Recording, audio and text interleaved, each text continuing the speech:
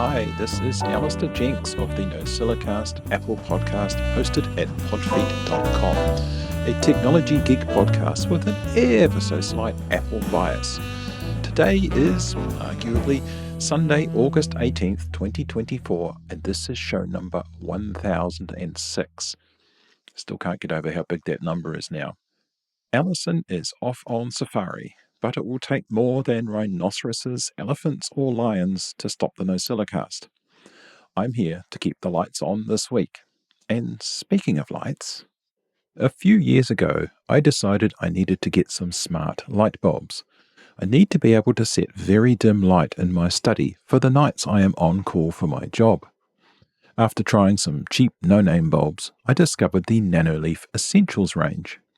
These were affordable and also came with HomeKit compatibility. Recently, I had one fail, and it was the last straw, at least for use in my study. It was, if I recall correctly, the fourth such failure in a few years. I put out the call in the Podfeet Slack and in a couple of other places for a reliable brand of bulbs. There was an overwhelming majority in favour of the Philips Hue bulbs. I had originally complained these were expensive and I didn't like the idea of needing a hub. The Nanoleaf bulbs do not need one. Alison explained the hub actually improved the reliability and speed of operation, so I tentatively moved that aspect into the plus column.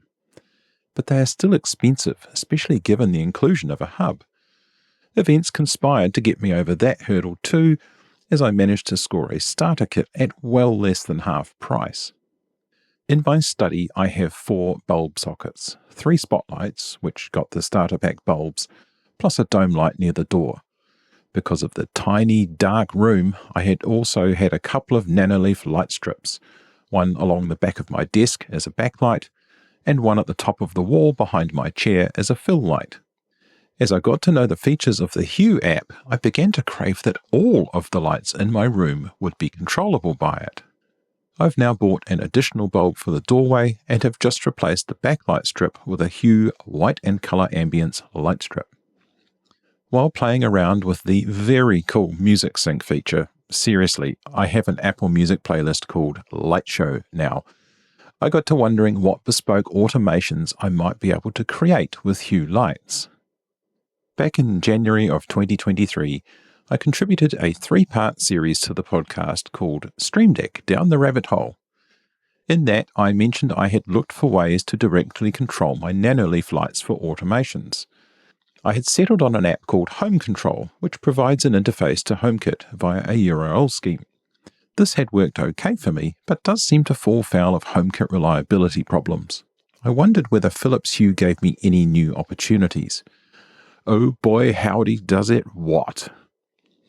It took me a little digging around to find out what was needed to start controlling my Hue lights, but I'm happy to report anyone can do it without needing to sign up to anything. It does help to create a free developer account with Philips, but that is just about getting access to detailed information. With just what I will talk about, you can control your lights to suit most automation needs. Everything I cover will be done from a terminal. I've been using the standard macOS terminal with ZSH, but anywhere you can access the curl command and be on the same network as your Hue bridge, you should be okay. Before we move on, that is one prerequisite.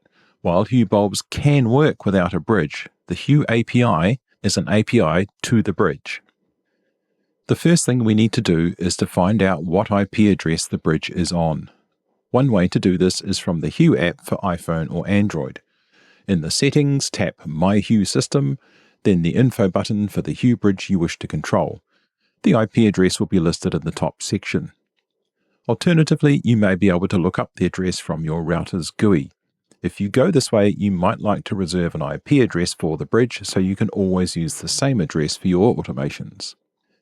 Every action we do will be running a curl command to talk to the bridge. We will either ask for information or provide information, or sometimes both. For listeners, I'm going to describe the important parts of the commands in somewhat plain English. If you want to follow along, you'll be best served by following the blog post at podfeet.com. There I will highlight every part of the command which you may need to change to suit your own setup. The first command will provide the user profile we can use going forward. curl space dash dash request space post, that's in capitals, space dash dash data space single quote, open curly bracket, double quote, device type. You get the idea. There's a long command which you will find in the blog post. The guts of it are, we're doing a post request and the data is device type, app name hash instance name, generate client key true. At the end of the curl command is the address to which we are sending this information, and that is https:// and then the IP address that you found out earlier of your bridge/API. But you'll get an error back which tells you the extra step you missed. Link button not pressed. Press the button on your bridge, then run the command again, and you'll get a more useful response. Success, username, and a big glop of letters. Client key, and a big glop of hexadecimal numbers. Record both the username and client key in your password manager. For what I cover, you will only use the username. Now, let's list out all the devices your bridge knows about. So that's the curl command, request get, header, Hue application key, and then we put that value that we got back for the username, followed by the URL. And from here on in, when I talk about the URL, I'm just going to describe what comes after the IP address. The Hue application key you put on this command is the username you got back from the previous one. The URL is the IP address of your bridge, followed by /clip/v2/resource/device. But hang on, the curl command returns an error. SSL certificate problem, unable to get local issuer certificate. If we were writing an app that many people would use with their own bridges, we'd need to deal with validating the certificate.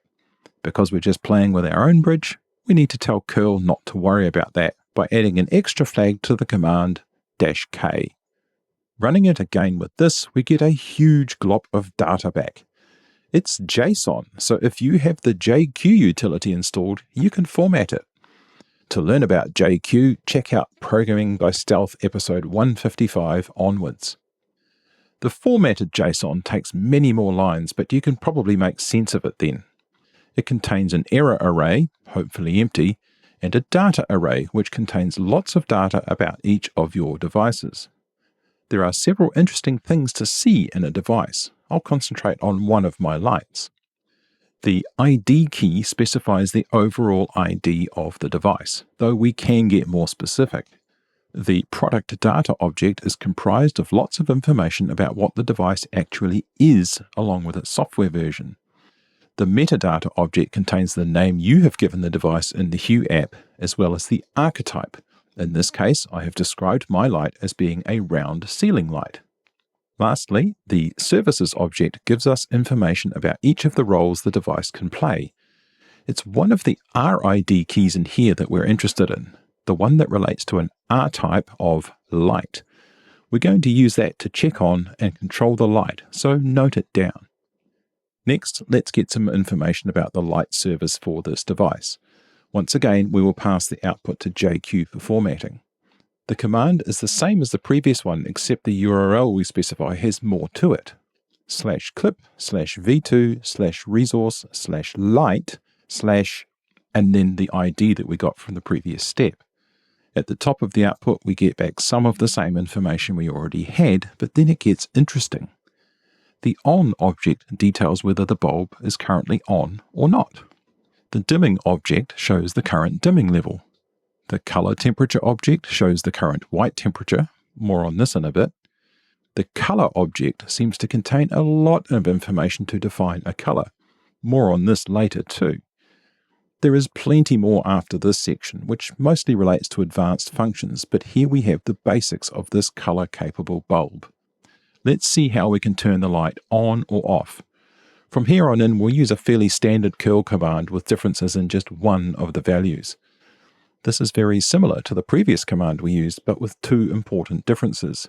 The request type is now put, and we are supplying some data. Note that the data value is single quoted to allow for double quotes in the value. That value is a snippet of JSON, which should be quite familiar. When we queried the light's current state, it returned its power state, amongst other data, as open squirrely bracket, quote, on, close quote, colon, open squirrely bracket, this is JSON, folks, it goes like this, quote, on, quote, again, colon, false, and then close both the brackets. And that is exactly the form of value we supplied to change it. After running the command, you will get a small snippet of JSON in response. It contains the ID of the service we targeted and, once again, an errors array which is hopefully empty. And, of course, the light should have acted on your instruction. You can probably imagine we can set some of the other values the same way, and you'd be right. Let's try color temperature. From here on, I'm just going to describe the data values as the rest of the command is always the same, at least for this light. Data, color temperature, mirec 500. Wait, what's a mirec? More commonly called a mired, it's short for reciprocal megakelvin. The mirec value is based on a color temperature scale you're possibly more familiar with, degrees Kelvin. Let's say you want to set the color temperature to 6500 degrees Kelvin.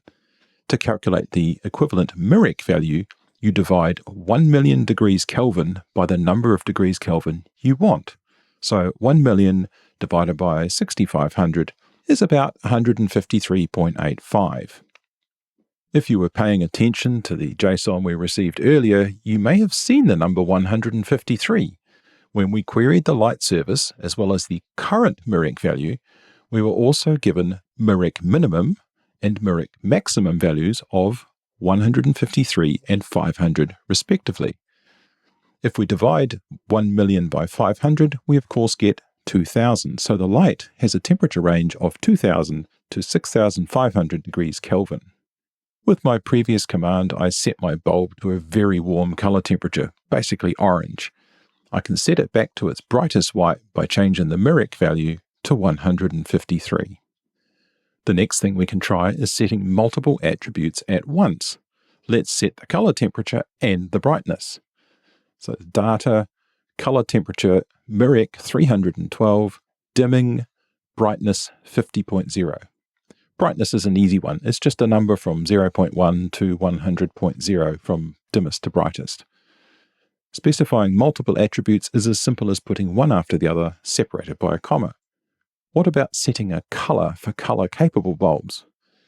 It's easily executed, though figuring out what numbers you need for a specific color can be a challenge. You might be used to specifying color with 3 components, red, green, and blue, or RGB. It's not going to be that easy for your Hue lights. Instead, we supply only 2 numbers, which are X and Y in a CIE color space. Basically, they are coordinates on a chromaticity diagram. If, like me, you can think in an RGB color space, then there is a way to convert between that and the CIE color space, but it's not straightforward at all. Instead, I recommend a resource like this page from Dumb Switches, link in the show notes, that I found, which gives you values for a whole bunch of colors. There is also a link to a Python library that can do the calculations if you are keen.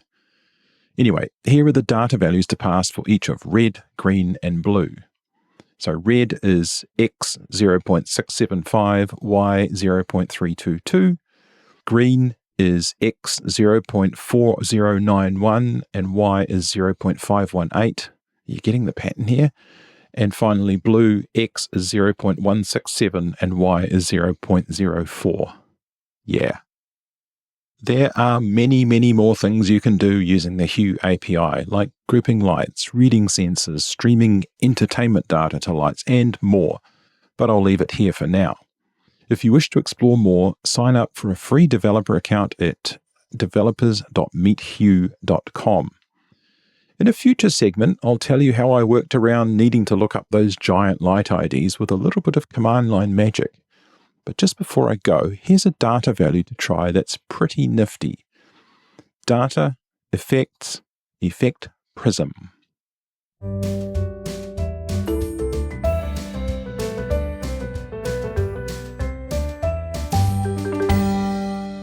The problem to be solved was a bewildering array of cables in a very large box. Step 1, separate boxes for each basic type. network cables, power cables, audio cables, and USB cables. The next problem to be solved was a bewildering array of USB cables in a large box. If we count USB-A, USB-A for USB 3, USB-B, USB-B for USB 3, USB Mini-B, USB Micro-B, the other Micro-B, USB-C, and Lightning, there are 50 or more possible cable types and probably only one that will do the task you need it for right now. I would search through the box looking for one end of a cable of the correct type, then have to find the other end only to realize it was not the cable I needed. If I could just see both ends of each cable at the same time easily, the task would be simpler. I tried rubber bands, I tried putting each cable in a clear plastic bag. Neither were great solutions. Then I hit upon the perfect solution: cable ties. Now, it would be a pretty poor solution to use regular plastic cable ties, as they'd have to be cut off and thrown out any time I wanted to use one of the cables, and a new one used when putting one back in the box. So I searched for reusable cable ties. The ones I originally chose were all black, and I recently needed to get some more. This time I went for colors. I bought the Inval reusable fastening cable ties, 60 pieces adjustable self-adhesive cord cable straps for headphones, phone, electronics, PC wire cable tidy management cord organizer strap, 6 colors, from Amazon. It is essentially a Velcro-like strap, about 12mm wide and functionally 150mm long. It's not real Velcro. There is a soft fuzzy side which grips onto the textured plastic side. They can comfortably wrap around a 50mm diameter. With most cables, I wrap them into a flat loop and then cinch the middle with the cable tie so the cable becomes somewhat like a bow. For more delicate cables, I do a circular loop and apply a cable tie near the plugs, and possibly one on the opposite side depending on how the cable behaves. By ensuring the two plugs are next to each other when tying, it makes finding the right cable a much easier task, or indeed, finding that despite having 30 cables, none of them is the right sort. Next, we have a review of a very interesting sounding productivity tool from Tobias, also known as Mr. Ed. Hey folks, this is Tobias, aka Mr. Ed. I'd like to tell you about an open source text expansion app called Espanso. Espanso works a lot like Text Expander. You know, Allison's second favorite app after Excel. It was created by Federico Terzi, a talented software engineer from Bologna, Italy. The app is free, but I did toss a few bucks Federico's way for all of his hard work. The app has a lot of features that distinguish it from Text Expander, but you have to be willing to tap into your nerdy side to take advantage of them. Just like Text Expander, it replaces trigger text with snippets of text that you define. The difference is that Espanso does not use a GUI like Text Expander to define your snippets. Instead, it uses a separate text file written in YAML. I know most of you already are experts at writing in YAML since you follow Bart's PBS series, so I'm sure this chance to put it to practice is really making you giddy. Before you get started, we need to install it first. It runs on Mac OS, Windows, and Linux. Unfortunately, there is no current iOS version. If you are a homebrew user, it is simple to install. Just type brew install Espanso into your terminal window.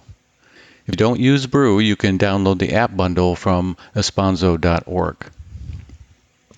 Once installed, it will create an Espanso folder in your documents directory. Inside the Espanso folder are two other folders, config and match. Inside the match folder is a base.yml file where you store your snippets. You can edit that file with any app that works with plain text files. I use VS Code myself, but you can use BBEdit or simply TextEdit. You can add additional files to the match folder and Espanso will read them in automatically. This way, you can organize your snippets by putting email snippets in an EML or email.yml file or coding snippets in a code.yml file. As long as they are all in the match folder, they will be loaded. To add additional functionality, you can precede the file with an underscore. For example, underscore code.yml. This prevents Espanso from loading the snippets in that file automatically. Would you want to do that, you ask? That is where the config folder comes in. You can add a file in the config folder, say vscode.yml, and place a specific config YAML in the file. For example, filter underscore exec colon Visual Studio Code.app, followed by extra underscore includes colon, and then the path to the underscore code.yml file. What this does is load all the snippets from the code.yml file, but only when using the VS Code app. This way you don't have to worry about typing away in an email and suddenly plopping down a glop of code in the middle of your message. You can also add a file in the config folder to disable Espanso completely from any app that you specify. For example, if you don't want Espanso to run while using the terminal app, you can place the file terminal.yml in the config folder and have it contain the YAML filter underscore exec colon terminal enable colon false. This makes sure that Espanso does not run while using the terminal app. By the way, the name of the file could be anything like fred.yml, as long as it has the proper YAML inside.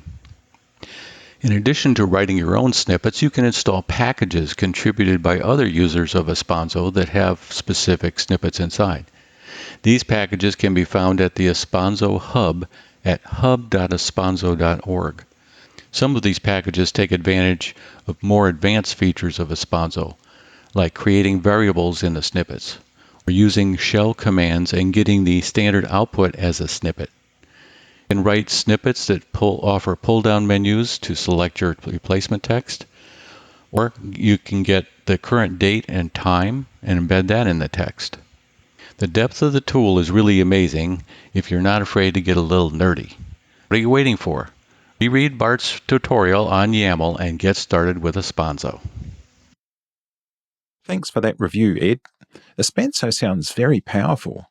As a former minor user of Text Expander, I may have to check this out. I do get text expansion from the Alfred app, but this sounds both more powerful and more simple to manage. And now, back into the madness with the Philips Hue lights. In my previous installment, I explained how to use the curl command to control Philips Hue lights. Part of the exercise involved dumping out a huge glop of JSON data and finding a long gobbledygook of random alphanumeric characters that were the ID of a light we would control. I wanted to go a step further by actually parsing that JSON in a way that was more meaningful to me, the dumb human who likes pretty colors. If you're a fan of the Programming by Stealth podcast, then you'll know where I'm going with this. Yes, the wonderfully powerful JQ tool. If you'd like to learn about JQ in great detail, I will direct you to PBS episode 155 and onward. For this exercise, I will be putting just a little of what I learned from PBS to work. There's a little bit of learning from the Bash episodes too. My goal was to provide the name I set in the Hue app and get back the service ID for controlling the light. For this, I wrote what turned out to be a fairly short script, which you can find in the show notes. The first line is the usual shebang line. I defined my script as ZSH because that's my default shell in which I tested all of the pieces. The next line defines a variable which will hold a JQ filter string. It's a 3-part filter to get down to the value we need. The first part simply selects the data array at the top level. All of the light information is contained in this. The second part does the hard work of finding the light service we asked for. It selects the object whose metadata.name key matches the parameter that we've passed in. The last part then returns what we're after, the ID of the selected object. If you are following along very closely and you also studied the previous installment, you might be wondering how I got the ID of the light source without having to dive into the services object. I'll explain why in just a moment. With my filter string defined in the variable, I then use a special shell construct to get the result of a curl command into another variable. My command will return the ID value, so by wrapping it in the $open bracket command close bracket construct, I can fetch it straight into my $dev_ID variable. The command in question is very similar to the one I used in the previous installment to fetch all of the device details, but with one important difference. I am still performing a GET request, still providing the application key, and still addressing the bridge. However, the later part of the URL is different. It's now /clip/v2/resource/light. In using this, I am asking only for information about light services from any devices on the network. This is why the top-level ID is the one we want. It's the only one present. One other minor difference is, in addition to the -K flag, which ignores certificate errors, I also added the -S flag to tell curl not to write out progress information while fetching the contents of the URL. The results of the curl command are piped to JQ to apply its filter, as previously defined. I specify the -R flag here to get the raw output. I don't want a JSON representation of the ID, I just want the value as a string. -R does this for me. The final line of my script simply echoes out the device ID so you can see it has worked.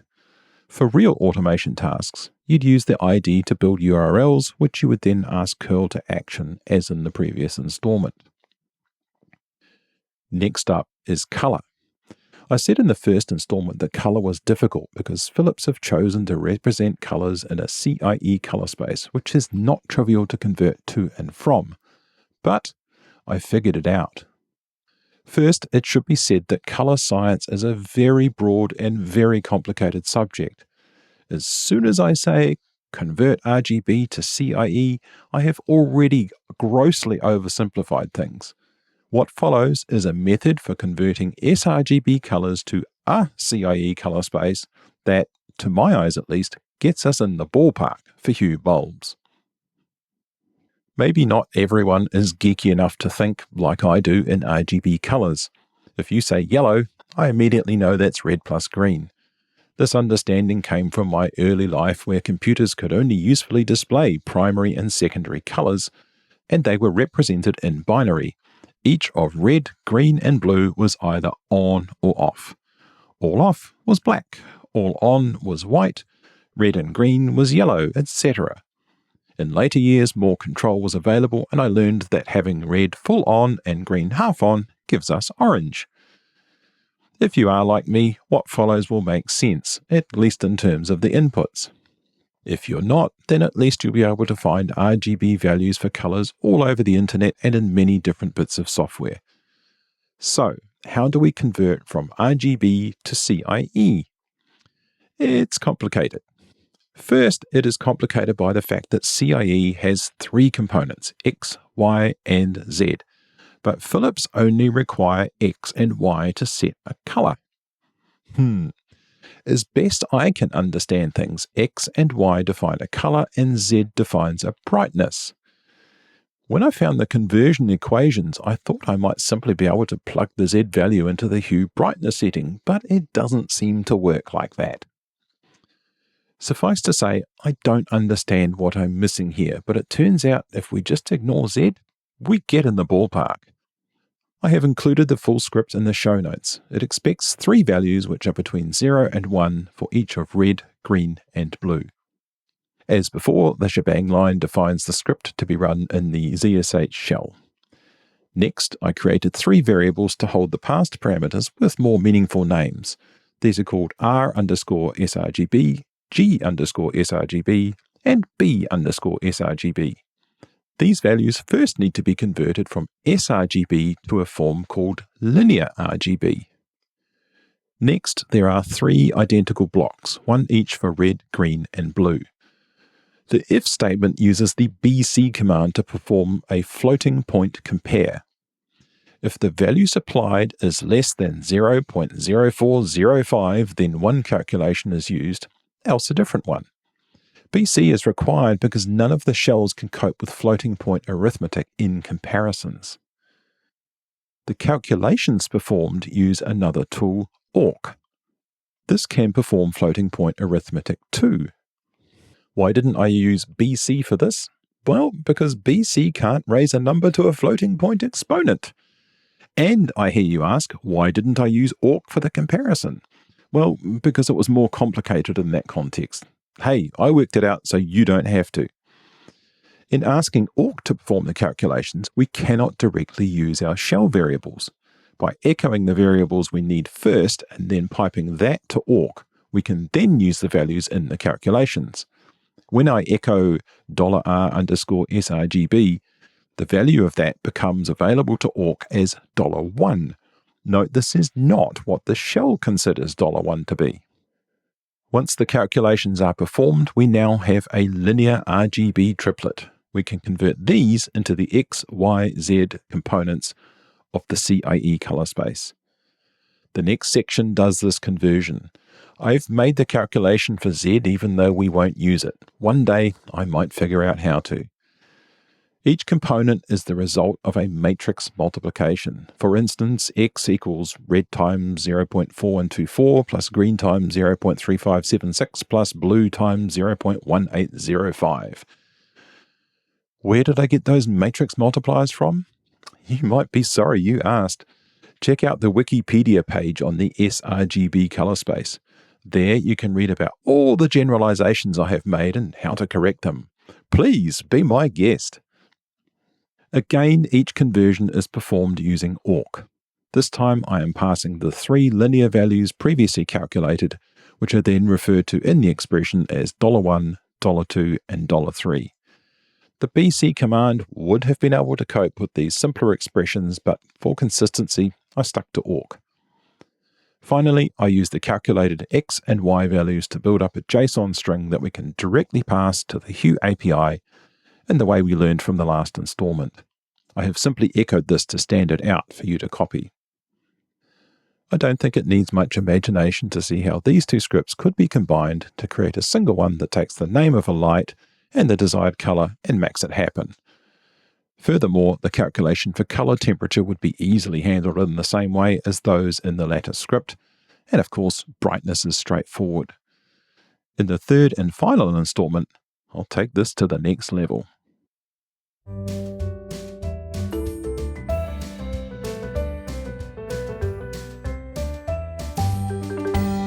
The instructions said, use only the cable that came with the product. I said, well, then make it distinctive and not look like every other USB cable in my cable box. I don't know whether I believe my Manta sleep mask needs that exact USB cable to charge, but I do know that my Epson scanner has real troubles with most generic cables. In the latter case, there are large noise suppression blobs on the cable that make it obvious. In the former case, it looks like any other USB-A to USB-C cable. I have some other products with these types of admonitions, plus there are some cables that only work to charge and others that transfer data faster or slower. So I decided I needed to find a solution to identifying the right cables. I have a Brother label printer, so I wondered if there was something I could do to create a kind of flag. I've seen commercial cablers use such things, and some commercial products come with them attached. Hairdryers usually have one telling you not to use them in the bath. I could find no such solution. Somewhere in my searching, I came across the idea of cable ties with a rectangular tag on the end.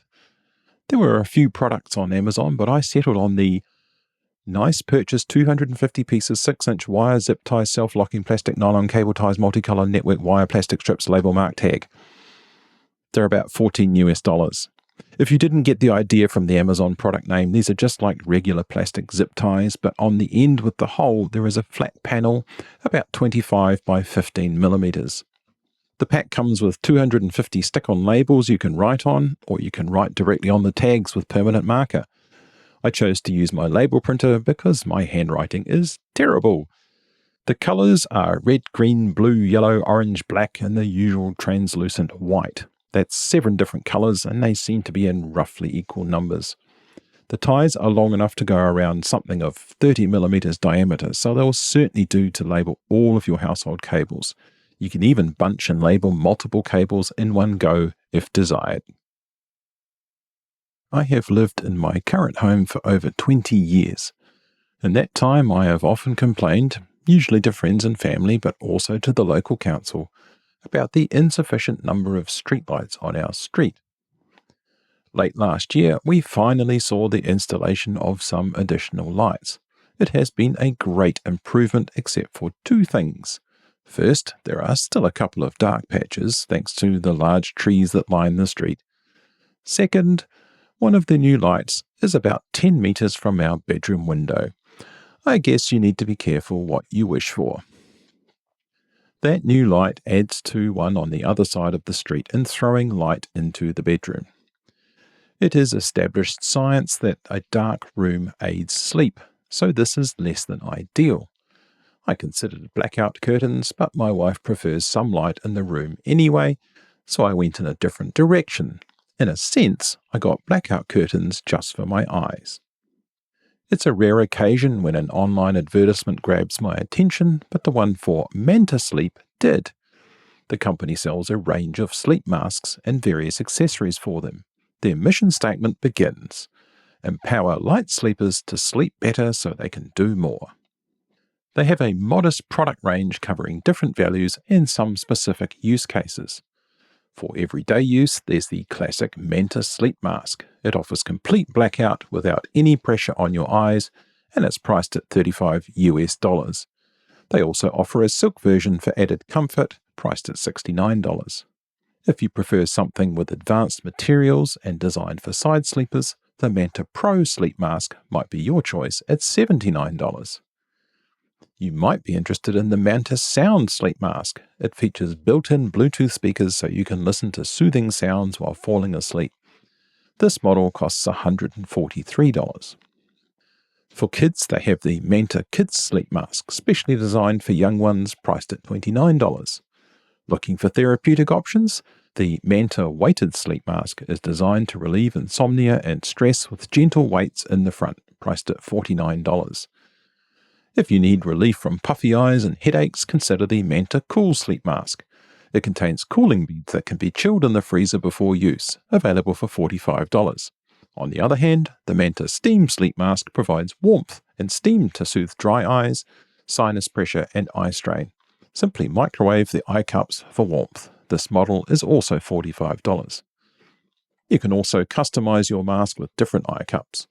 Basic eye cups start at $23, while the Pro eye cups are available for $47, and the basic mask band itself costs $23.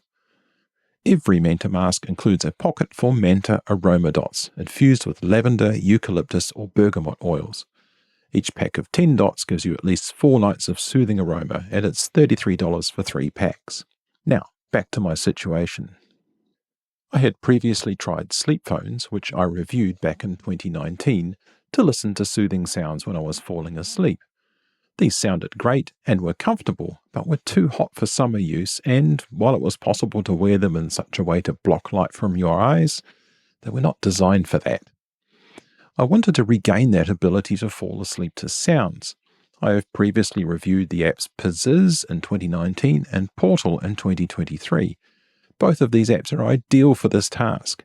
My favourite sound is rain, and Portal's Rain in the Julian Alps in Slovenia really hits the spot for me.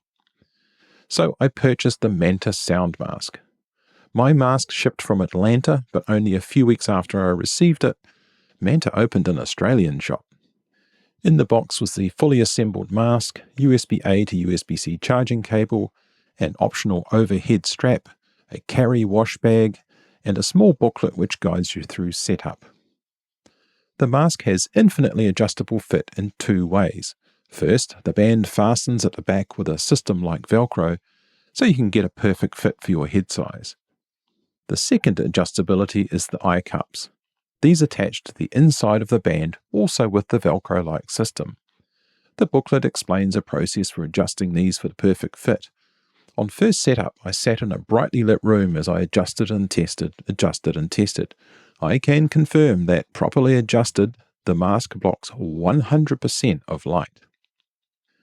The one issue that comes with fit adjustment is if you choose to have a fairly loose fit, then lying your head on a pillow will allow the mask to deform, and this can let some light in. In my experience, it is never enough light to be distracting with my eyes closed, but if I open them, it becomes obvious if the room has significant light. Properly adjusted and with a snug but comfortable fit, this is not really a problem. A couple of times recently I have woken up in the morning and lifted the mask to be surprised by how much light is in the room. As I only started using my mask well past the autumnal equinox down here in the southern hemisphere, I expect I will like this aspect a lot more in the middle of summer.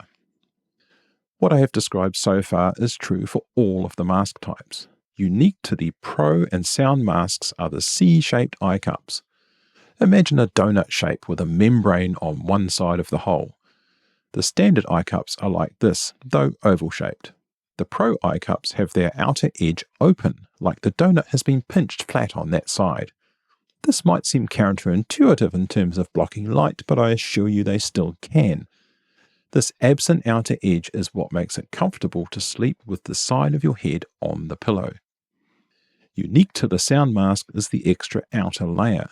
This again attaches using the Velcro-like system. It can be removed to wash the rest of the mask, or if you don't want to listen to sounds and want a lighter mask. When attached, the outer layer extends back behind your ears, but not all the way around the strap. This leaves the strap easily accessible for fit adjustment. On each side there is a fairly long horizontal slot, and in each slot there is a small tab designed to easily grasp, which is attached to one of the razor-thin Bluetooth speakers. It's very easy to slide these to the perfect spot over your ears while wearing the mask, yet they don't move around much when left alone. On the front of the outer layer are 3 buttons. The center button is the main action button used for pairing, connecting, and stopping and starting audio. Either side of these are volume buttons. These make sense, to Western cultures at least, in that the left one turns the volume down and the right one up, as viewed from the wearer's perspective. The buttons require a deliberate press to activate, so you won't do so by accident. You'll also know when you've activated it as there is a solid click. This sounds quite loud too, which is a slight downside in my view. The buttons are positioned at the base of my forehead, making them easy to press. Pairing is straightforward, and subsequently you just need to hold the center button down for 3 seconds to reconnect. You can also disconnect in this way. However, the unit will automatically shut itself down when no audio has been transmitted for 30 minutes. When I use Portal, I use its built-in timer function to play the sound for 1 hour. Therefore, the Manta will only be alive for 90 minutes per night. Given the 20-hour battery life, that's nearly 2 weeks of use on a single charge, so I've gotten to the habit of charging it once a week. The sound quality from the speakers is excellent. I'm sure they won't win any audiophile awards, but the high-quality recordings from Portal sound superb. I can hear the texture of the rain. If you lie on your side, you will inevitably get louder sound in the ear on your pillow, but I found after a minute or so my brain adapts to this and I just hear the rain. For the first week or so, I found the masks to be somewhat bulky on my face, but I've gotten used to it. I can say that once I've fallen asleep, I am not waking up on account of the mask, quite the opposite. By glancing at my Apple Health sleep tracking data, I can tell you I still sleep for around the same amount of time as before, but I wake up less times during the night on average.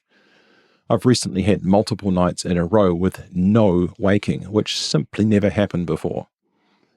I would go so far as to say the mask usually feels more comfortable in the morning than it did the night before. I think this may be due to the materials having warmed up to my body temperature and therefore being that little bit more malleable.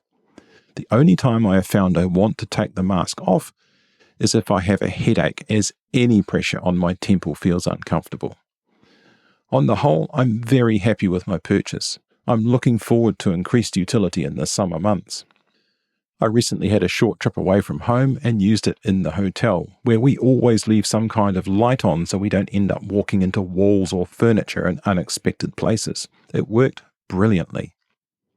One other use Manta recommend for their masks is napping. In fact, I left out one thing from the list of box contents. A couple of stickers, one with the Manta Sleep logo and one that proclaims, "Proudly Pro Nap." That gets to the heart of Manta's mission. It's not to help you sleep, but to give you the energy to live your best life. In pursuit of this, the Manta website is full of useful information on how to use their products, how to promote better sleep in other ways, and why you should forgo coffee and instead take a nap at work. They also send regular emails, if given permission, that include tips and tricks and often special offers. Speaking of special offers, I will close this review with a tip of my own. If you're wanting to buy, navigate to one of the product pages at mantasleep.com or use one of the many links I have provided in the blog post, and just leave it sitting there for a little while. I think it takes a couple of minutes. You will get a pop-up that offers you a nice 10% discount on your order. In my case, that more than covered the shipping from Atlanta to New Zealand. Well, that's going to wind this up for this week. Did you know you can email Alison at alison@podfeet.com anytime you like? If you have a question or a suggestion, just send it on over. Remember, everything good starts with podfeet.com. You can follow her on Mastodon at podfeet.com/mastodon. If you want to listen to the podcasts on YouTube, you can go to podfeet.com/YouTube. If you want to join the conversation, you can join our Slack community at podfeet.com/Slack, where you can talk to me and all of the other lovely NoCillaCastaways. You can support the show at podfeet.com/Patreon or with a one-time donation at podfeet.com/PayPal. And if you want to join in the fun of the live show, you'll have to wait until Sunday, September 8, to head over to podfeet.com/live on Sunday nights at 5 p.m. Pacific Time and join the friendly and enthusiastic NoCillaCastaways. Thanks for listening and stay subscribed.